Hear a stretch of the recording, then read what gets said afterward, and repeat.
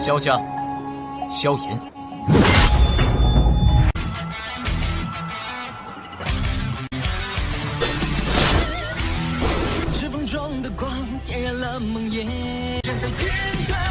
Selamat datang di channel hiburan netizen.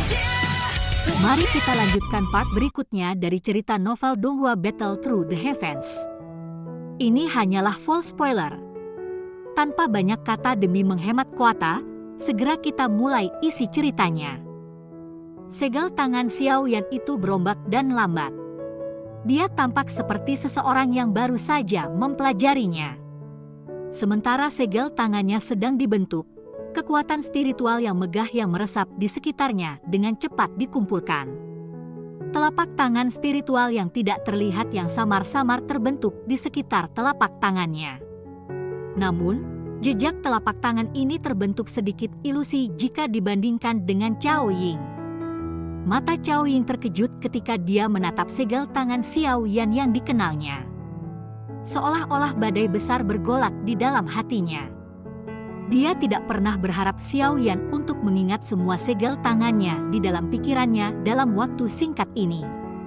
Tentu saja, hal yang membuatnya merasakan ketidakpercayaan terbesar adalah Xiao Yan tidak hanya menghafal segel tangan yang berubah, tetapi dia juga bisa menggunakannya setelah hanya melihatnya. Ketika Cao Ying telah melakukan kontak dengan skill jiwa ini untuk pertama kalinya, dia telah berlatih untuk waktu yang lama sebelum dia mampu secara bertahap memahami metode kombinasi antara kekuatan spiritual dan segel jari. Namun, pada saat ini, Xiao Yan mampu melakukan ini setelah beberapa menit. Hal semacam ini. Bahkan dia, yang dikatakan memiliki bakat iblis, tidak bisa tidak merasa terkejut. Tentu saja, ini tidak berarti bahwa bakat Xiao Yan jauh melebihi bakat Cao Ying. Setelah semua, kekuatan spiritualnya telah ditampilkan sampai puncak selama tahun-tahun pelatihan ini. Sidik jari spiritual ini yang ditampilkan Cao Ying bukanlah skill jiwa kelas yang sangat tinggi. Oleh karena itu, Xiao Yan mampu bermain-main dan memahami beberapa triknya bukanlah sesuatu yang sulit dimengerti. Xiao Yan telah membangun landasan yang sangat kuat untuk hal-hal dasar. Selama dia diberi beberapa kesempatan, kesulitan yang akan dia alami saat menguasai keterampilan jiwa akan jauh lebih mudah daripada orang biasa. Semua ini adalah hal-hal yang tidak diketahui oleh Cao Ying. Itu karena ini dia masih merasa sangat terkejut ketika melihat adegan ini. Badai spiritual besar dengan cepat menjadi lebih besar di mata Xiao Yan. Saat tekanan spiritual semakin dekat, gerakan tangan Xiao Yan yang cepat dan berombak menjadi lebih halus dan perubahan di jarinya mulai tampak seperti dia hampir selesai. Mata Xiao Yan menatap tegas pada badai spiritual yang bergegas mendekat. Sesaat kemudian, segel tangannya yang berubah tiba-tiba berhenti. Seruan yang rendah dan dalam meledak dari tenggorokannya. Hah! Jeritan itu seperti guntur. Setelah itu, telapak tangannya yang misterius sangat didorong ke depan. Suara tajam tiupan angin tiba-tiba bergema di aula besar setelah telapak tangan didorong keluar. Jejak telapak tak terlihat itu membawa beberapa kekuatan spiritual yang meresap karena bertabrakan dengan badai spiritual di depan mata yang gelisah di dalam aula besar. Dua tabrakan dan ledakan, rendah dalam segera terdengar di atas interior aula besar. Jiwa cukup banyak orang memancarkan rasa sakit yang menusuk pada saat ini. Jatuh! Riak spiritual yang terlihat menyapu keluar dari titik tabrakan dan menyebar ke lantai batu arena. Pada saat ini, lantai benar-benar hancur menjadi sekelompok serbuk. Debu terbang ke segala arah, menyebabkan visibilitas aula besar menjadi berkurang secara signifikan. Badai spiritual yang mengamuk berlangsung selama hampir 1 menit atau lebih sebelum perlahan menghilang. Pada saat ini, sosok manusia menyedihkan itu akhirnya bisa berdiri. Setelah itu, banyak mata langsung berubah ke arena yang telah hancur dan benar-benar berbeda sekarang. Debu secara bertahap menetap di arena. Adegan di dalamnya diserap oleh mata semua orang di aula. Xiao Yan duduk di platform batu yang radiusnya kurang dari 1 meter. Ada beberapa lubang tanpa dasar di depannya. Pada saat ini, lengan bajunya benar-benar compang-camping. Penampilannya agak menyedihkan. Daerah dalam radius 30 kaki di sekitar Chaoying yang berada di depan Xiaoyan baik-baik saja. Bahkan pakaian di tubuhnya masih tampak bersih. Namun, saat ini dia mengungkapkan ekspresi serius. Matanya tak berkedip saat dia menatap Xiaoyan di depannya. Dari penampilan keduanya, sudah jelas bahwa Xiaoyan dirugikan. Tetua Cheng, yang sudah mundur ke kejauhan, akhirnya menghela nafas lega setelah melihat bahwa pertarungan antara mereka berdua telah berakhir. Setelah itu, dia melayang. Matanya melihat sekelilingnya saat dia tanpa sadar menggelengkan kepalanya dengan senyum pahit. Kedua orang ini benar-benar manusia yang merusak. 3 telapak tangan naik. Kamu telah menang. Chaoying menghela nafas lembut. Dia dengan elegan berdiri dan dengan lembut memberitahukannya. Xiaoyan sedikit tersenyum ketika mendengar kata-katanya. Dia berdiri, secara kebetulan menampakkan garis merah di belakangnya. Dia telah menerima semua 3 telapak tangannya dan tidak dikirim keluar dari lingkaran merah. Menurut aturan, dia memenangkan pertandingan ini. Kata-kata Chaoying baru saja terdengar ketika bagian dalam aula besar segera menjadi lebih tenang. Ekspresi dari anggota klan Chao telah menjadi jauh lebih kaku. Mereka tidak pernah mengira Chaoying akan kalah. Bajingan ini benar-benar beruntung. Wajah Chao dan menjadi hijau saat dia dengan lembut mengutuk. Xiaoyan bukan orang biasa. Selain Chaoying, tak satu pun dari anggota generasi muda dalam klan Chao bisa berselisih dengannya. Chao Xiu samar-samar melanjutkan. Ini hanya pertukaran awal. Jika mereka bertemu selama pertemuan pil, Xiaoyan mungkin tidak bisa mengalahkan Chaoying. Ekspresi Chao dan menjadi lebih buruk setelah mendengar kata-kata Chao Xiu. Dia pernah bertukar pukulan dengan Xiaoyan. Saat itu, Xiaoyan mungkin sangat kuat, tapi dia pasti tidak mencapai level saat ini. Jelas, selama beberapa bulan yang singkat ini, pihak lain dengan cepat membaik.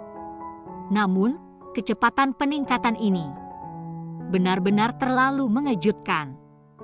Keheningan di dalam interior aula besar terus sesaat sebelum itu rusak oleh gelombang hembusan napas terkejut yang lembut. Ini adalah pertama kalinya mereka melihat Chaoying mengakui kekalahan di depan seseorang dari generasi yang sama selama bertahun-tahun. Nama Chaoying benar-benar terlalu terkenal di wilayah Pil. Judul penyihir mengandung reputasi di bawah kemampuannya yang garang dan tak tertandingi.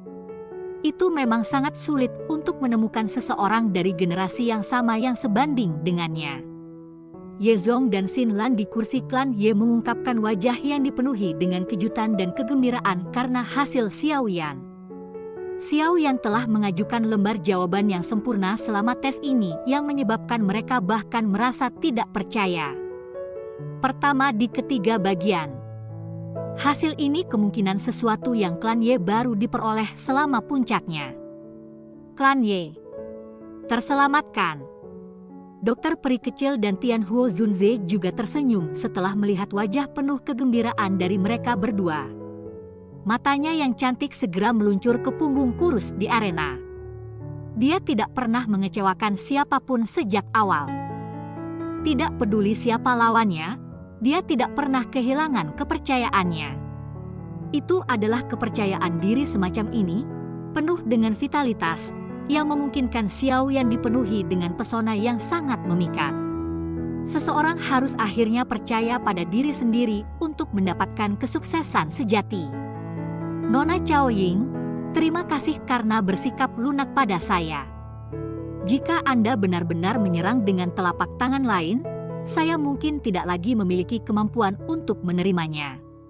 Xiaoyan secara acak merobek bagian lengannya yang compang-camping di arena.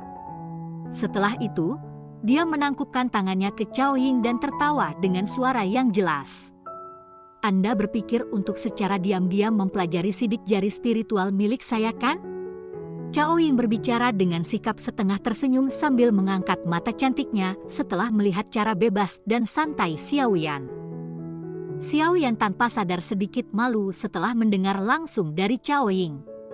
Sidik jari spiritual ini tidak terlalu sulit untuk dipelajari.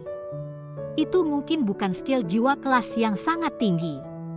Namun, untuknya yang belum pernah berlatih skill jiwa, tidak diragukan lagi itu adalah harta langka yang akan sulit ditemukan bahkan jika seseorang memiliki sejumlah besar emas.